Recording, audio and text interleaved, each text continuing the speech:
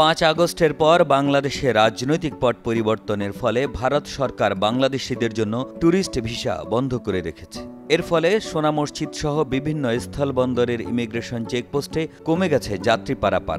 আগে যেখানে সোনা মসজিদ বন্দর দিয়ে প্রতিদিন 300 থেকে 500 যাত্রী পারাপার হতো, এখন 80 থেকে 100 জন পারাপার করছে।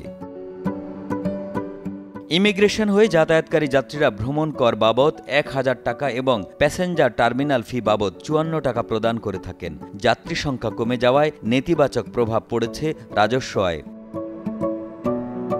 এই পরিস্থিতিতে ক্ষতিগ্রস্ত হচ্ছেন সীমান্তবর্তী এলাকার ব্যবসায়ীরাও। ভিসা জটিলতার কারণে তারা ভারতে গিয়ে পণ্য ক্রয় করতে পারছেন না, ফলে অনেকেই ব্যবসা বন্ধ করে দিয়েছেন। 4-5 মাস আগে অনেক লোক যাওয়া আসা করতো, 400, 300, 350।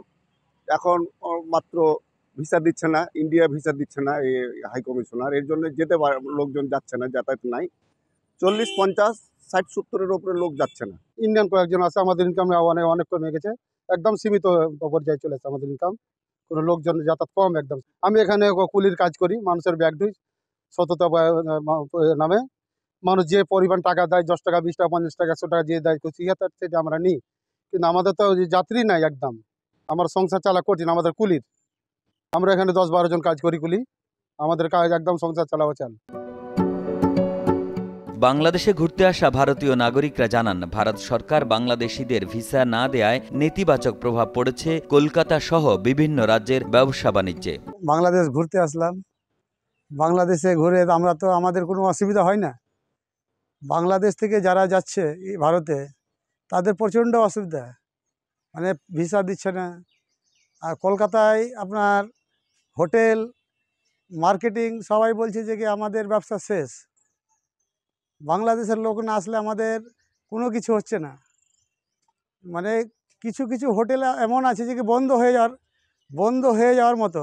এই আত্মীয় স্বজন আছে, বেড়াতে এসেছিলাম, আর আমাদের সামনে রমজান মাস, আমাদের মাদ্রাসা বা মসজিদের ইমাম, তো সেই হিসাবে ছুটির দিন, তো ছুটিতে আর আসা যাবে না।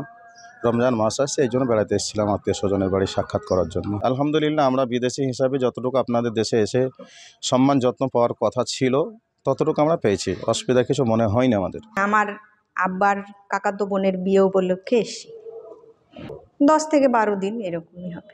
শুনি না, বাড়িতে সবসময় সব কিছু কাজের মধ্যে, কিন্তু যেটুকু আমরা সংবাদ মাধ্যমে শুনি আসা যাওয়া অনেকটাই কমেছে। কি কারণে তো ওগুলো তো অনেকটাই সমস্যা, ওর ভিতরে রাজনীতি ঢুকে আছে, আমরা তো ওর ভিতরে যেতে পারি না।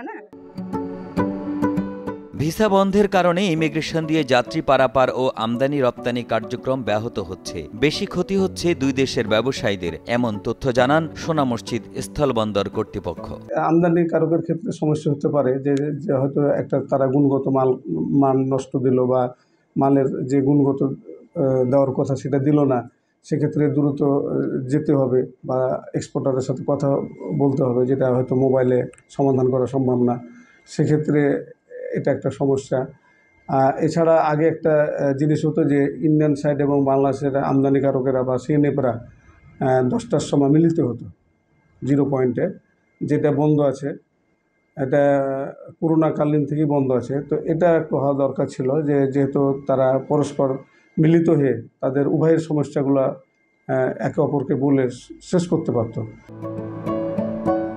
আমদানি রপ্তানিকারক ব্যবসায়ী ও সাধারণ মানুষের দাবি, দুই দেশের সরকারের মধ্যে সমঝোতা করে অতি দ্রুত ভিসা জটিলতার সমাধান করা হোক। চাঁপাইনবাবগঞ্জ থেকে মোহাম্মদ ফরহাদ আলীর পাঠানো তথ্য ও চিত্রে ডেস্ক রিপোর্ট, একে আজাদ, কালের কণ্ঠ।